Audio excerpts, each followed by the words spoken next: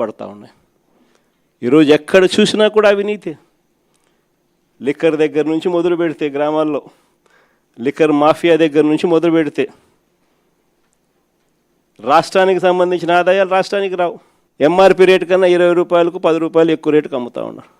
డబ్బు ఎక్కడికి పోతా ఉంది అని అంటే గవర్నమెంట్కి రావడంలా, వీళ్ళ జోబీల్లో నుంచి గవర్నమెంట్కి రావాల్సిన డబ్బులు వీళ్ళ జోబీల్లోకి పక్కదారు. లిక్కర్ మాఫియా దగ్గర నుంచి మొదలు పెడితే ఇసుక, మట్టి, సిలికా, క్వాడ్స్, లాటరైటు, గ్రెనైటు, ఇవే కాదు అధిక రేట్లకు పీపీఏలు, పవర్ పర్చేస్ అగ్రిమెంట్లు. మనం ₹2.49 మనం రైతులకు మేలు జరగాలని 25 ఏళ్ల పాటు రైతులకు ఉచిత కరెంటు ఖచ్చితంగా ఉండాలి అని, దాన్ని ప్రభుత్వం మీద భారం పడకుండా ఉండాలనే ఉద్దేశంతో ₹2.49 మనం పీపీఏ చేస్తే, నానా యాగి చేసిన వాళ్ళు ఈరోజు చూస్తే పీపీఏలు ఏ రేటుకి చేస్తూ ఉన్నారు? ₹4.60 చేస్తూ ఉన్నారు. ఎక్కడ ₹2.49, ఎక్కడ ₹4 చిల్లరకు జరుగుతూ ఉంది ఈరోజు పీపీఏలు. ఇష్టం వచ్చినట్టుగా దోచుకో, పంచుకో, తినుకో. అమరావతిలో కట్టడాలు చూస్తే స్క్వేర్ ఫీట్కు ₹11,000 అడుక్కు. హైదరాబాద్ కానీ, బెంగళూరు కానీ, చెన్నై కానీ, యా మహానగరంలోకి పోయి వెళ్ళి కట్టినా కూడా 5 స్టార్ రెసిడెన్షియల్ కాంప్లెక్సెస్, 5 స్టార్ లాబీలతో ఉండేది కట్టడానికి కూడా అడుక్కు 4,000 కాదు. ఈడ చూస్తే అమరావతిలో అడుక్కు 11,000. ఎక్కడ చూసినా అవినీతే. ఇంకా భూముల విషయంలో నేను చెప్పాల్సిన పనిలే. శనిక్కాయలకు, బెల్లాలకు వాళ్ళకి ఇష్టం వచ్చిన వాళ్ళకి ఇస్తూ ఉన్నారు. ఏకంగా ఇలా బంధువు బాలకృష్ణ అల్లుడు 5,000 కోట్ల రూపాయలు విలువ చేసే భూమిని నేరుగా వీళ్ళకి ఇష్టం వచ్చినట్టు శనిక్కాయలకు, బెల్లాలకు కట్టబెడతా ఉన్నారు.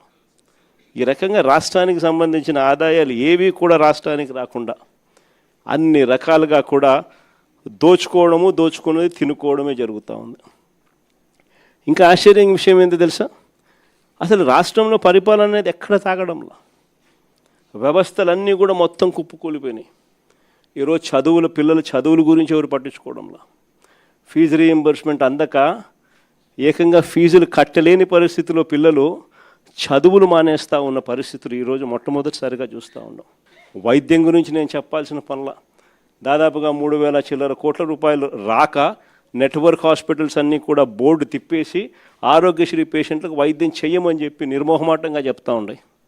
ఈరోజు పరిస్థితి విద్య తెరమరుగైపోయింది.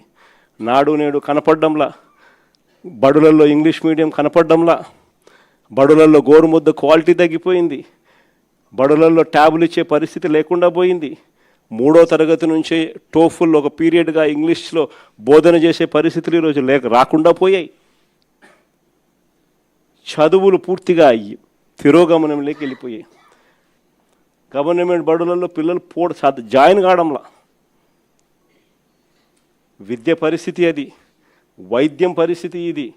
రైతుల పరిస్థితి చూస్తే ఏ పంటకు కూడా ఈరోజు కనీసం గిట్టుబాటు ధరలు రాని పరిస్థితిలోకి, ఏ పంటకు రాని పరిస్థితి.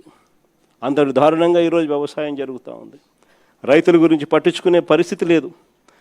మరీ ముఖ్యంగా యుద్ధం పేరు చెప్పి వంట నూనె కేజీ ₹40 ఇప్పటికే పెంచేసినారు. పప్పుల ధరలు ఇప్పటికే కేజీ 15 నుంచి ₹20 పెరిగిపోయింది.